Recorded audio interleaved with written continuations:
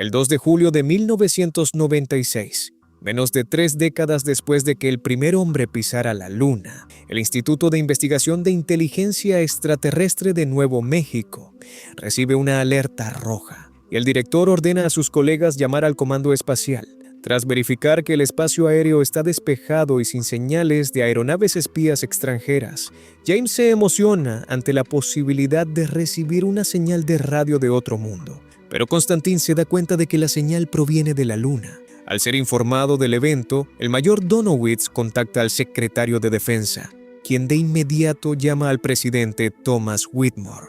Cuando finalmente logra reunirse con los líderes del servicio secreto y el comando espacial, el presidente descubre que el objeto que se dirige hacia el planeta se está desacelerando porque una parte de él se ha fragmentado en docenas de pedazos. A pesar de su menor tamaño, estos fragmentos miden más de 20 kilómetros de ancho y entrarán a la atmósfera terrestre en los próximos 25 minutos. Media hora después, los reportes noticiosos indican varios fenómenos sin precedentes ocurriendo simultáneamente en distintos países, causando pánico entre la población local. Todos creen que esos eventos son causados por una lluvia de meteoros, pero el gobierno estadounidense sospecha que se trata de algo mucho más peligroso. En un intento por descubrir la causa del fenómeno, el mayor Donowitz envía un equipo aéreo a investigar más de cerca, pero al aproximarse al objeto no identificado, la aeronave es completamente destruida y toda la tripulación muere. Al escuchar los reportes que anuncian una posible invasión extraterrestre, Russell decide ir a un bar a beber y relajarse, y escucha a sus colegas burlarse del día en que supuestamente fue abducido por extraterrestres. En ese momento, el hombre ve resurgir el episodio más traumático de su vida y decide irse. Pero antes de llegar a la puerta, él y todos los clientes del bar sienten el temblor causado por las nubes de fuego que se aproximan a la ciudad.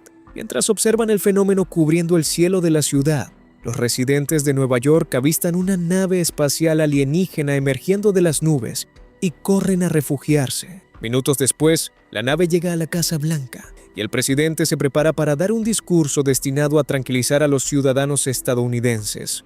Por la mañana, cuando se levanta a preparar café, Steve mira por la ventana y ve algo de movimiento. En ese momento, concluye que sus vecinos se están mudando, pero cuando sale a buscar el periódico se da cuenta de que algo anda mal. Preocupada por la tardanza de su esposo, Yasmín sale a averiguar qué pasa y se topa con la nave espacial.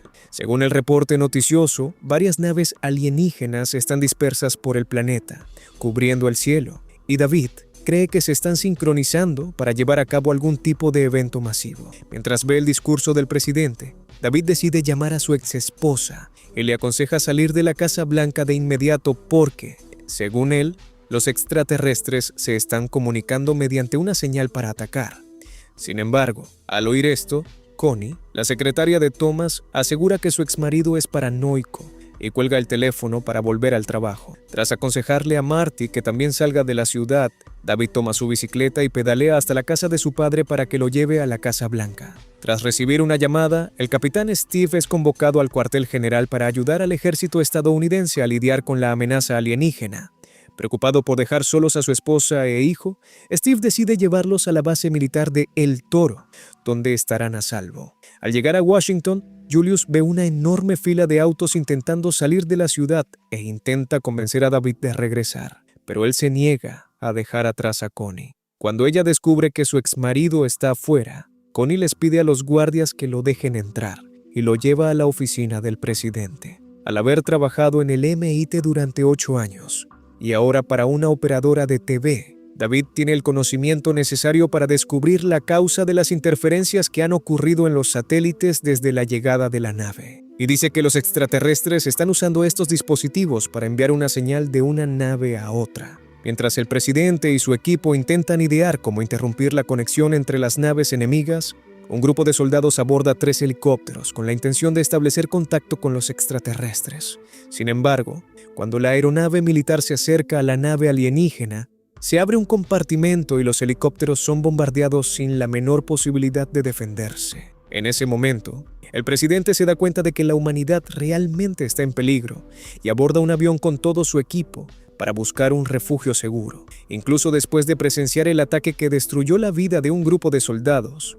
Algunas personas insisten en creer que los extraterrestres son pacíficos y sostienen carteles pidiéndoles que los lleven a su nave. Sin embargo, apenas minutos después de ser detectados, estos activistas ven abrirse las puertas de una de las naves y son eliminados tras ser alcanzados por un rayo capaz de destruir un edificio entero. Tras la explosión, el fuego se extiende por toda la ciudad, destruyendo absolutamente todo a su paso, incluida la Casa Blanca. Mientras huye en helicóptero, Thomas ve toda la ciudad envuelta en una enorme nube de humo en llamas y su aeronave escapa por poco, siendo también alcanzada. Mientras tanto, los residentes de Nueva York también tienen que abandonar la ciudad, pero quedan atrapados en el tráfico. Entre ellos están Jasmine y su hijo, que van camino a la base militar donde trabaja Steve. Como tuvo que responder a una llamada urgente, el capitán salió apresurado y le pidió a su esposa que se reuniera con él lo antes posible. Sin embargo, antes de que pudieran salir de Washington, Jasmine y Dylan son sorprendidos por la explosión. Tras recoger a su hijo, la mujer comienza a correr fuera del túnel, pero pronto se da cuenta de que no lo logrará a tiempo. Así que derriba la puerta de un refugio construido en los costados del túnel y logra esconderse con Dylan y Boomer. Pocos minutos después, el trío logra escapar ileso de los escombros y encuentra la gran metrópolis devastada, al descubrir que las ciudades de Washington y Nueva York han sido diezmadas. Russell, que acaba de salir a la carretera con sus 3 hijos, se alegra de que ahora todos sabrán que no mentía sobre haber sido capturado por extraterrestres. Mientras tanto, Steve y sus compañeros se reúnen en una sala para escuchar el plan expuesto por el general William Gray, cuyo objetivo es neutralizar la amenaza y evitar que otras ciudades se conviertan en blanco de nuevos ataques. Tras abordar sus aviones, los soldados vuelan hacia la nave más cercana. Durante el trayecto, Steve comienza a lamentar haber dejado atrás a su esposa e hijo, y su compañero Jimmy nota que está muy angustiado. Jimmy intenta consolarlo diciéndole que probablemente Jasmine y Dylan ya habían salido de Nueva York cuando ocurrió la explosión, y Steve intenta creerlo para no perder la esperanza. Minutos después, mientras los soldados finalmente se acercan a su objetivo, se preparan para disparar los misiles y romper la barrera protectora construida alrededor de la nave. Sin embargo, incluso tras ser alcanzado por cientos de misiles, el escudo protector permanece intacto y pequeñas naves alienígenas emergen del interior para combatir a sus enemigos. En un intento por deshacerse de los adversarios más pequeños, el pelotón decide cambiar su objetivo y comienza a bombardear los platillos voladores, pero pronto descubren que también tienen blindaje. Tras varios minutos de ataque, los extraterrestres se rebelan y deciden contraatacar, usando un rayo láser para derribar los aviones de los soldados estadounidenses. Al ver a sus hombres siendo eliminados uno a uno como moscas, el presidente contacta a los líderes del escuadrón y les pide que se retiren mientras aún hay tiempo. Durante la huida, Steve y Jimmy, los últimos 2 sobrevivientes, se dan cuenta de que están siendo perseguidos, y Jimmy hace una maniobra arriesgada para intentar despistar a sus enemigos. Sin embargo, durante el cambio de rumbo, se queda sin oxígeno y pierde el control de su aeronave. En ese momento, Steve ve a uno de sus mejores amigos ser alcanzado y perder la vida en una explosión. Al instante siguiente, el general ve su base militar siendo invadida y bombardeada por cientos de platillos voladores, y los soldados quedan sin saber qué hacer ante este ataque inesperado. Tras una larga persecución, Steve avista un gran cañón y decide entrar en las formaciones rocosas para aumentar sus probabilidades de sobrevivir. Al darse cuenta de que su adversario no está dispuesto a abandonar la cacería, el capitán activa el piloto automático y deja que su aeronave se estrelle mientras usa un paracaídas para salvarse. Como iba justo detrás del avión, la nave alienígena casi choca contra la pared, pero el piloto logra desviarse en el último segundo y aterriza a salvo en la superficie. Furioso con el monstruo que eliminó a sus amigos, Steve se levanta, grita y camina hacia la nave enemiga. Al llegar, el capitán abre la escotilla para acceder al alienígena escondido adentro y cuando finalmente lo encuentra, golpea al monstruo con un puñetazo capaz de dejarlo inconsciente al instante. Mientras tanto, en las carreteras de Nueva York, Yasmín camina con su hijo buscando un vehículo que funcione y logra encontrar una camioneta perfecta para llevarlos a un refugio. En el camino, la mujer encuentra a otros sobrevivientes y les pide que suban a la parte trasera del vehículo para que juntos puedan buscar un lugar seguro. Tras sobrevivir al ataque alienígena que destruyó por completo la base militar de El Toro, Thomas rechaza la sugerencia del secretario de Defensa de usar armas nucleares para contraatacar. El mayor temor del presidente es causar más víctimas civiles estadounidenses. Pero al darse cuenta de que toda su población será destruida si no se hace algo a tiempo, Thomas decide seguir el consejo de Albert. Mientras tanto, Steve cruza el desierto a pie, arrastrando el cuerpo del alienígena que dejó inconsciente de un solo golpe. Durante la caminata, el soldado se topa con un convoy de vehículos conducidos por refugiados estadounidenses y pide que lo lleven hasta la instalación militar más cercana. Esa tarde, el presidente y su equipo llegan a una base secreta del gobierno conocida como el Área 51, donde se guardan los mayores secretos del país. Al llegar al piso 24 bajo la superficie, Thomas se encuentra con un laboratorio perfectamente equipado y le pregunta al secretario de Defensa por qué nunca se le informó de la existencia de un lugar así. En ese momento, Albert revela que ningún presidente debería saber sobre esa base, para que durante una posible entrevista pueda negar de forma convincente la existencia del Área 51. A continuación, presentan a Thomas al Dr. Okun, quien ha trabajado como jefe del Departamento de Investigación durante más de 15 años. Según el científico, en la década de 1960 se encontró una nave espacial alienígena y fue llevada allí para someterla a reparaciones. Sin embargo, los humanos nunca han logrado reproducir el tipo de energía que usan los extraterrestres y por esta razón no han podido hacer que la máquina vuelva a funcionar. El funcionamiento de esa nave fue un gran misterio hasta hace unos días, cuando la nueva nave llegó a la Tierra. De repente, todos los mecanismos internos de la nave hallada décadas atrás comenzaron a funcionar, permitiendo a los científicos reunir más información sobre los extraterrestres.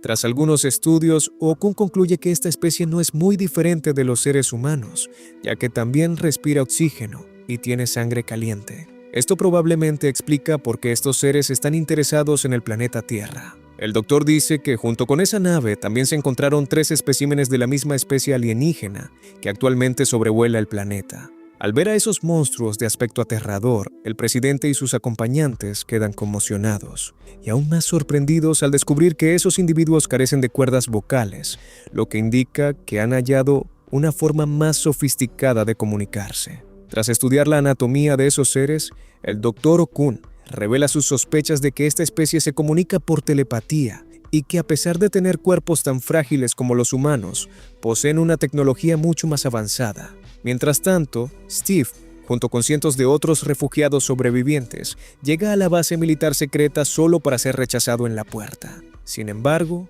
cuando descubren que el soldado lleva a un alienígena inconsciente en la parte trasera de la camioneta, los guardias de seguridad deciden dejarlo entrar aún sin autorización. Mientras el Dr. Okun lleva al monstruo a su laboratorio, el presidente se reúne con el general del ejército estadounidense y descubre que las ciudades de Atlanta, Chicago y Filadelfia también han sido destruidas. Considerando el tiempo que le toma al enemigo destruir una ciudad y pasar a la siguiente, es posible predecir que todas las grandes ciudades del planeta serán destruidas en las próximas 36 horas.